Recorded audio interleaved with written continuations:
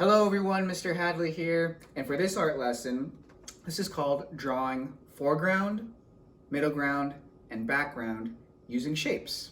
Now what do I mean by that exactly? Well, this is my example. Now foreground is what's in front of you, alright? It's the thing that's closest to you. Middle ground is the middle, things that are behind the foreground. And the background is the background, right up here. Now usually what happens in the foreground is things appear larger because they're in front of you. For instance, your hand. If you hold up your hand right to your face, it's pretty big.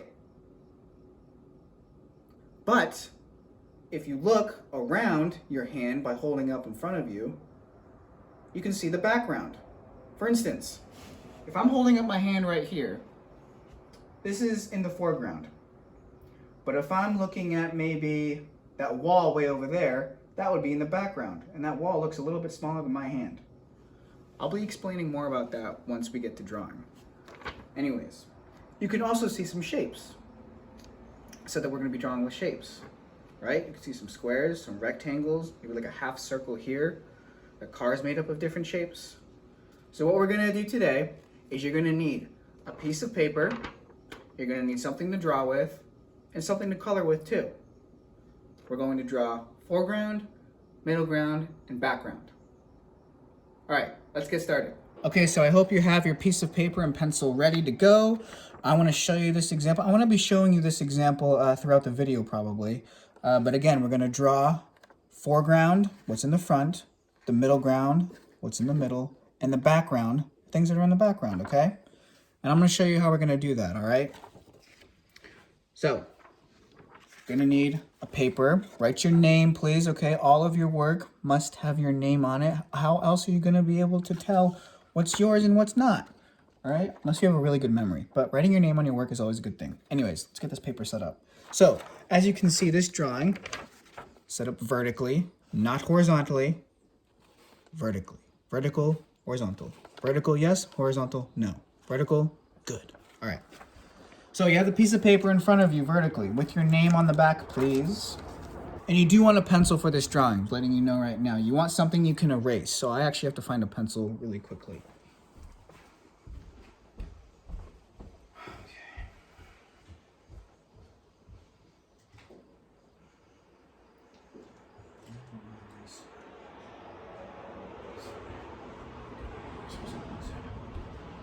Okay. All right. So the first thing we want to do, in order to make a drawing that shows foreground, middle ground, and background, what we want to do is we want to make a line. We want to draw a line in the center of the page. All right, so somewhere on the edge, doesn't matter if it's this one or this one, find the middle of the paper. All right, doesn't have to be the exact middle. Start there and then draw a line lightly, drawing lightly to pretty much put the paper in half, okay? And the first thing we're going to do after that line, is we're going to start to draw the foreground. Now, your drawings don't have to look exactly like mine. It's fine. But in order to get us learning about foreground, middle ground, and background, it might be helpful if you follow along with me, and then you can make your own drawings that show foreground, middle ground, and background, okay? Again, we're drawing the foreground, middle ground, and background with shapes. So, we're going to start below here, below that line.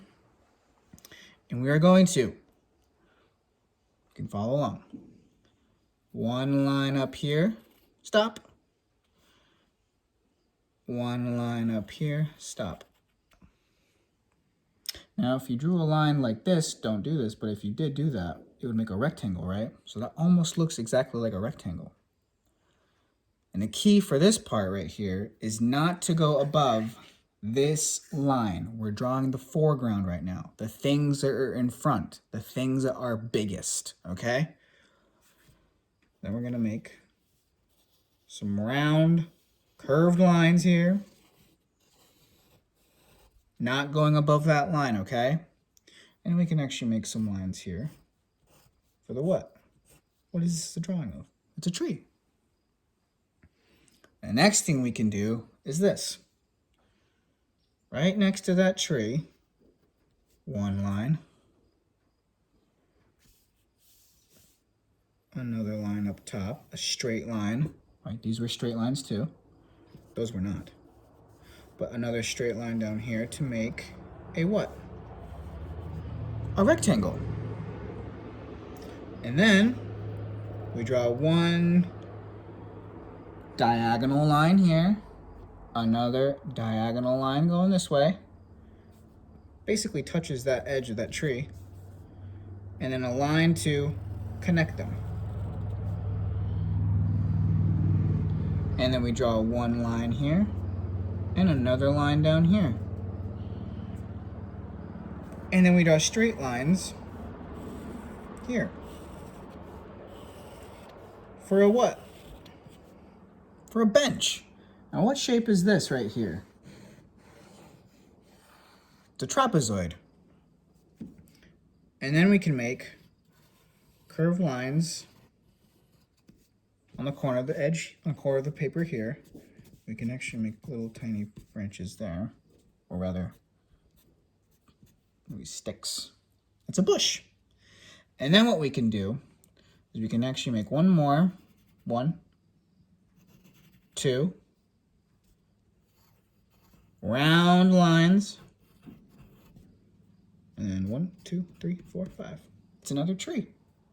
Don't go above that line. That's for the middle ground. So now the middle ground, we're gonna have some houses, maybe a car. And it's very important. You're not gonna draw this large for the middle ground. In fact, I have a way that can help you so that you won't draw this large. What do you think you're gonna do? Some of you have probably already figured it out as I wave my pencil. You're going to draw a line that cuts this big shape. What shape is this? It's a rectangle in half. So you find the middle. I think it's about right there. And you make a line. Lightly, please, lightly. You can barely see that in the video. And to think I was going to use a Sharpie for this. Anyways, light line right there. Your middle ground drawings will not get taller or above this line. So, for the houses, one line starting on this line, please. And make another line like that. What shape is that? That's like a square, right? And you can make whatever shape roof you want. Just don't go above that line. And you can make more rectangular square-shaped buildings.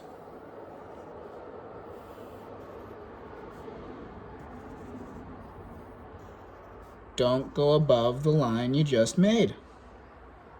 You can add some windows. Do they have to look like my windows? No! Can they? If you want them to.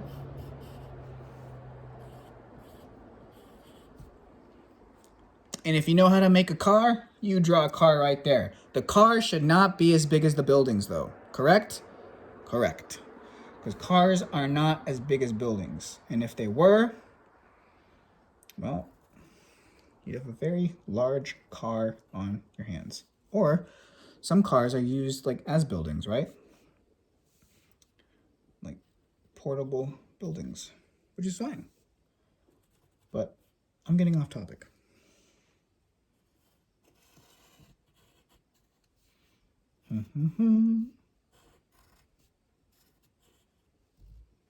All right, mine's starting to look sort of like a limo, like a wonky limo. And this car is taller than that building there, so that's okay. Now, for the background, what I want you to remember for the background is things are going to be smallest in the background, okay? I don't think I did a really accurate background here because those clouds are quite large. So what I'm going to do is everything in the background goes above that line that you drew before, and I'm gonna make some small clouds. Maybe you want to draw a small plane.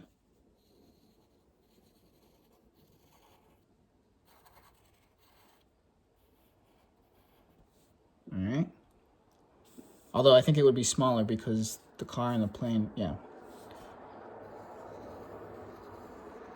and the sun. All right. Now, you can go over this with a marker to make your lines a bit darker, okay? If you would like to do that. But right now, what I'm going to show you is if you do trace your lines, that's fine. If you don't, that's okay too. But I want to show you how I'm going to color this, because how you color it is very important too. Now, I'm not going to show you how to color it entirely, but the way that you color it is important, especially because we're trying to learn about foreground, what's in front of you, middle ground, that's in the middle, and background in the back.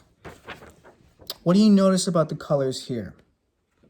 It's kind of hard to see because it's in video, right? But in the foreground, what's in front of you is really solid, almost looks darker than the rest of the drawing, a little bit. Really solid coloring, all right? Solid coloring means no white spaces. I can see a little white spaces though right here. Need to go back and fix that. But what I mean by this, you want to pay attention to the amount of pressure you're putting on the paper when you color. Meaning that if I wanted to color this tree, right? I would use this green. And since this is the foreground, I would color it carefully, making sure not to leave much white behind. I'm gonna speed this up a little bit just because I don't wanna take all of your time while you're watching this, because I want you to get to the coloring on your own. Perhaps you've already started coloring on your own, and that's okay too. Solid coloring. Careful though. Mr. Hadley just broke his crayon. That's okay, it can still be used.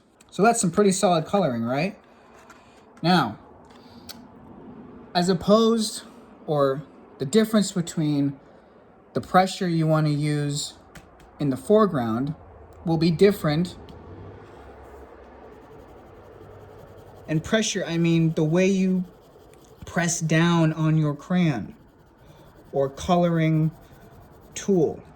Colored pencil works as well. I wouldn't suggest markers. Solid tree, right? But for the background, if I was to use maybe the same color green, if I wanted to color my building, in the middle ground green, I wouldn't put the same amount of pressure. See, I would color lighter.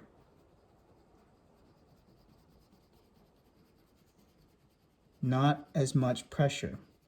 You don't have to use the color green. I'm just using this to show you. Not as much pressure in the middle ground. And then if the plane was green, you would use very little pressure,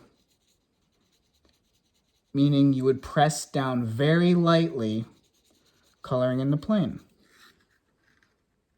Right? Foreground, middle ground, background, okay? So, pay attention to how hard you are coloring. You want to color your hardest in the foreground, not as hard in the middle ground, and you want to color lightly in the background, okay? I'm excited to see all of your work. I hope you enjoyed this. Foreground, middle ground, and background. Pay attention to how dark, how light you are coloring, okay? That's the lesson for today. I hope you had fun learning about foreground, middle ground, and background while drawing with shapes. I know I did. I hope you learned a lot too. Now what you can do in order to share your work with me, you can upload it to your Seesaw or your Schoology account, whichever platform you're using, okay? I'm really excited to see your work. You can also email me a picture of your work as well. I'm excited to see it. Thank you so much for joining, and I will see you all in the next video, okay? Bye.